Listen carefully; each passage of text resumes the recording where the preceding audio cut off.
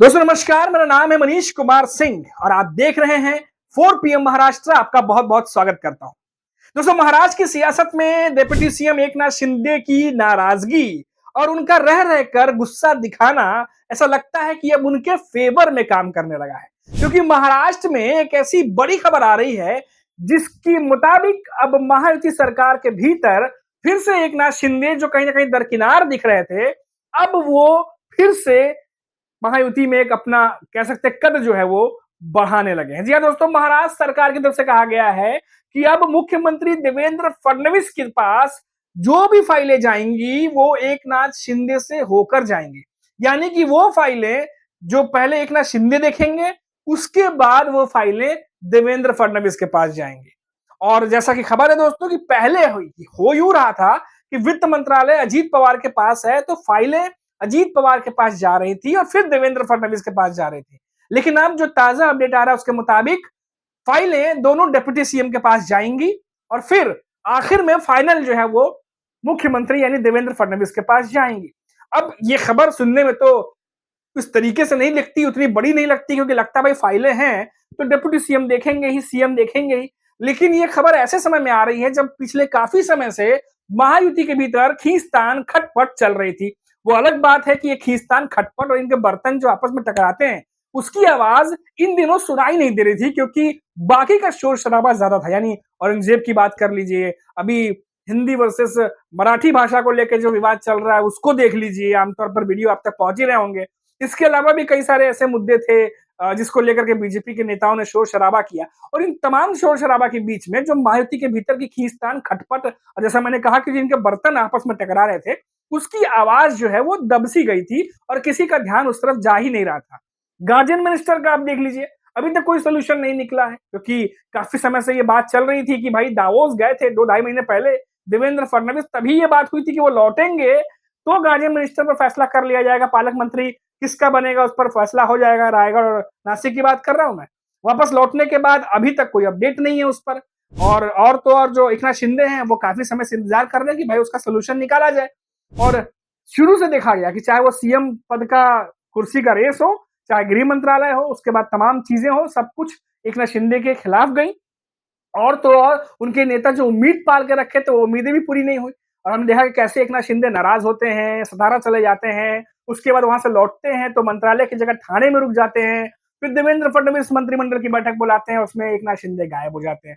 फिर उसके बाद देखा जाता है कि कुंभ जो नासिक में होने वाला है उसको लेकर तैयारियां शुरू कर दी गई हैं और देवेंद्र फडणवीस उसको लेकर जब मीटिंग बुलाते हैं तो एकनाथ शिंदे वहां भी नहीं पहुंचते हैं। और तो और एकनाथ शिंदे अलग से मीटिंग ले लेते हैं और कहते हैं कि भाई अब आए थे नासिक तो सोचे कि एक बार बैठक भी कर लिया जाए। अब जब वो अलग से बैठक करेंगे तो खबरें तो बनेंगी ही और इसी तरीके से ये खबर बनती रही। लेकिन अब जैसा कि कहते हैं कि महाराष्ट्र की सियासत में कभी भी कुछ भी हो सकता है, तो ये जो फैसला लिया गया है, अब जानकार ये मान रहे हैं कि महायुति के भीतर एकनाथ शिंदे को इस तरीके से जिस तरीके से अभी खबर आई है कि अब सारी फाइलें उन तक पहुंचेंगी, उसके बाद देवेंद्र फडणवीस देखेंगे, तो उनको जो है वापस महायुति में उनका कद बड़ा करने के लिए और एक मैसेज देने के लिए कि एकनाथ शिंदे जो है वो दरकिनार नहीं किए गए हैं, वो साथ ही है एक ये कदम उठाया गया। क्योंकि काफी समय से एकनाथ शिंदे के समर्थक हों या उनके नेता हों या एकनाथ शिंदे खुद हो, लगातार नाराज चल रहे थे और इसीलिए ये बात कही जा रही है। अब देखिए दोस्तों, मैसेज चाहे जो भी हो,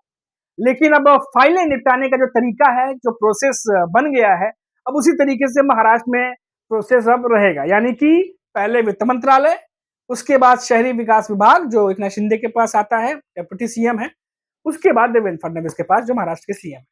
लेकिन महाराष्ट्र सरकार की तरफ से और एक चीज खबर आ रही है दोस्तों, वो ये कि 2023 में नियम कुछ और थे।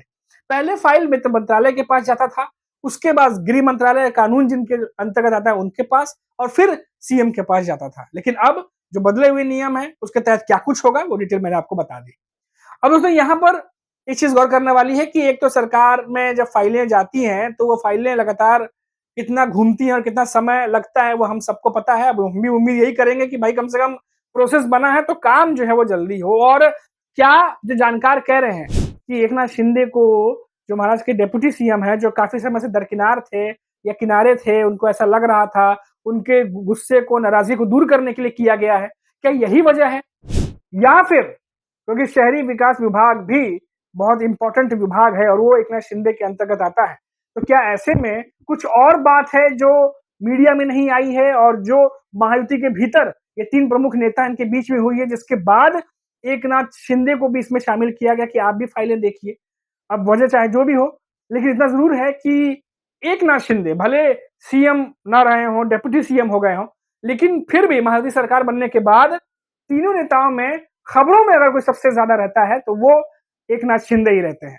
चाहे वो पहले नाराज़गी की खबरें को लेकर के हो, फिर देवेंद्र फडणवीस से मीटिंग से वो गायब रहे, उसको लेकर के हो, फिर चाहे वो कुणाल कामरा वाला मामला हो, उसके बाद औरंगज़ेब के मामले को लेकर के विधानसभा के सत्र में जब बजट सत्र चल रहा था, उसमें जिस तरीके से एकनाथ शिंदे ने अबू आज़मी पर आरोप लगाए और जिस तरीके से उन्होंने स्टेटमेंट दिए, उसको लेकर के हो, तो लगातार महाराष्ट्र की सियासत में एकनाथ शिंदे जो है वो लगातार बने रहते हैं।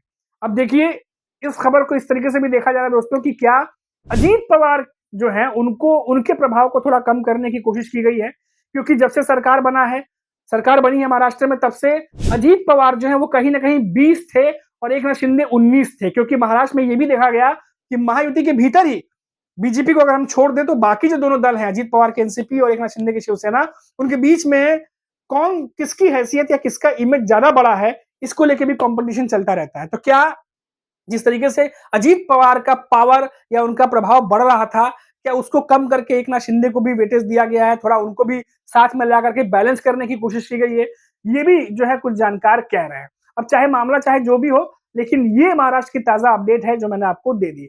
अब महाराष्ट्र में अगर कोई काम करवाना है, कोई आपके प्रोजेक्ट्स हों या कोई नया कुछ बड़ा प्रोजेक्ट शुरू करने वाले हों और या फिर कुछ और चीजें हों जिस पर डेप्यूटी सीएम और सीएम की सहमति जरूरी है, तो आपको फाइल पहले अजीत पवार और एकनाथ शिंदे जो हैं महाराष्ट्र के दोनों डेप्यूटी सीएम, उनके पास भेजनी पड़ेगी।